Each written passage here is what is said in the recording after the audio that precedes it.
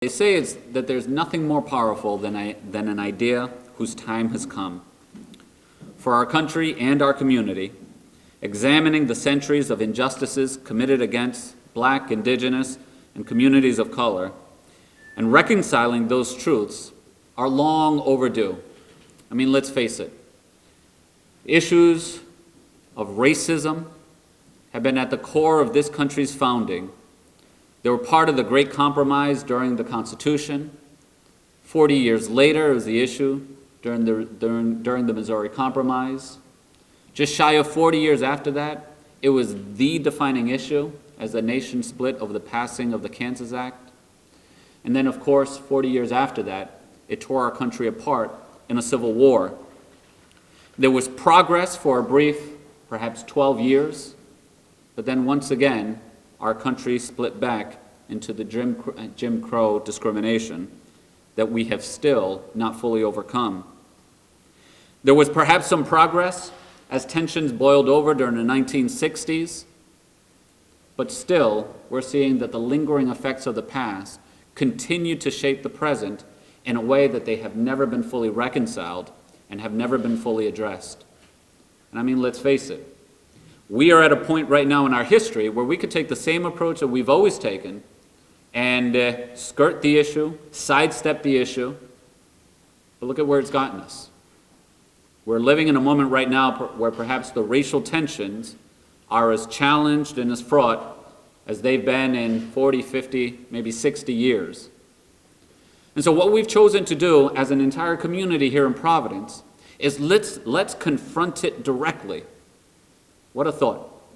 And these issues that have been so divisive in the past, we believe don't necessarily have to be divisive in the future.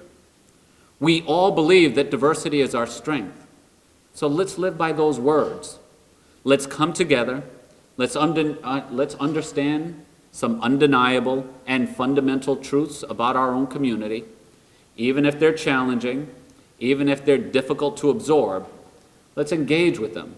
Let's use them to challenge ourselves and do it collectively as a community so that as we go through this process, we will emerge a much more united and together community.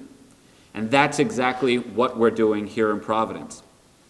So just several months ago, we launched the truth-telling, racial reconciliation, and municipal reparations process. Now, these are 3 separate phases. Every single one of these phases is as important as the other. But the beauty is when they all come together. So what we're here to announce is, in effect, the completion of the first phase of that work, which is the truth-telling part of it. But one phase shades into the next. After the truth-telling phase, we're going to launch the reconciliation phase. Now, Keith, Sonny, and all the researchers, they've put together this marvelous piece of scholarship and research. However, it is still a very, very dense report. And what we want to do over the coming weeks is to engage with the community so that many of the deep truths inside of this report, they become fingertip knowledge for all of us throughout the community. And through disseminating this information, we will begin in earnest this reconciliation process. Because I believe that fundamentally, when people read the report and engage with the information and the truths within it, people will recognize the injustice, and we all have a moral instinct inside of us. When we recognize that people have been treated so unjustly and unfairly, we want to step up and do something about it. We want to be part of the solution. And we're going to offer avenues to the entire community to come in, to be allies, to join us in this seemingly endless fight to make sure that we reconcile our differences across races. And then, once we're done with the reconciliation phase, which is a continuous process, then we will launch the reparations phase.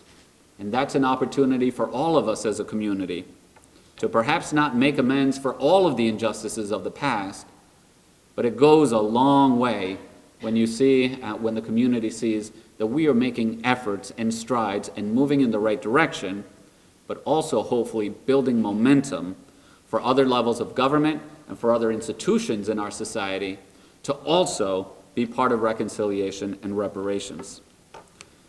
So in broad strokes, that's what brings us here today, and that's what's going to guide us going forward.